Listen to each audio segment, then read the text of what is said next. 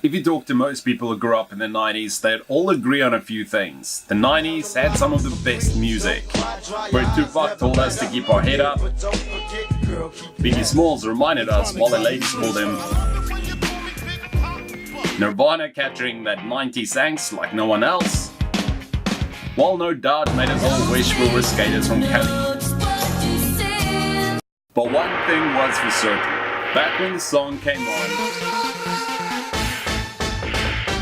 those kids, well, they quickly swallow their gum, turn their cap back and explain without any hesitation why Mortal Kombat was the best thing since the Walkman.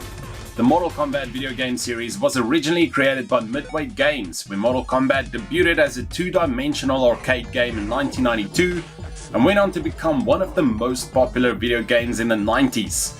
With its uppercut moves and the so-called fatalities, yes, we can agree the mechanics were nowhere near as precise as those of Street Fighter 2, but this combination of new ideas in addition to an already tried and tested formula elevated Mortal Kombat above all the other wannabes. And this was exactly what happened. The original arcade game spawned many sequels and expansions across a wide array of console gaming systems, generated a line of toys, and inspired two motion pictures, Mortal Kombat in 1995, and of course Mortal Kombat Annihilation in 1997.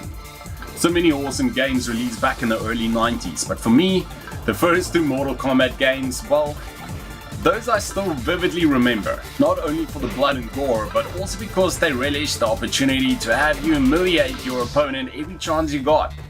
Hence the fatality, a free but entirely optional move at the end of the fight where you could flaunt your victory over the fallen foe by ripping out his spine or popping his skull with an electric current. It was more than a touch immature, but the unashamed brutality coupled with the somewhat realistic character models is what made Mortal Kombat unique and for the time shocking. Well, enough so that Mortal Kombat and other comparable games eventually gave rise to the Entertainment Software Rating Board. While I have no regrets, Mortal Kombat 2 in particular holds a very special place in my heart. I still remember the excitement when I got it on the Genesis, playing and raging with friends, or at the time we'd be heading over to that all-time corner shop on our street to play it on that arcade machine, or the one time when I finally figured out all of Sub-Zero's fatalities. No way, I still remember doing Scorpions. I think it was like hold back, press down, down, up, high punch.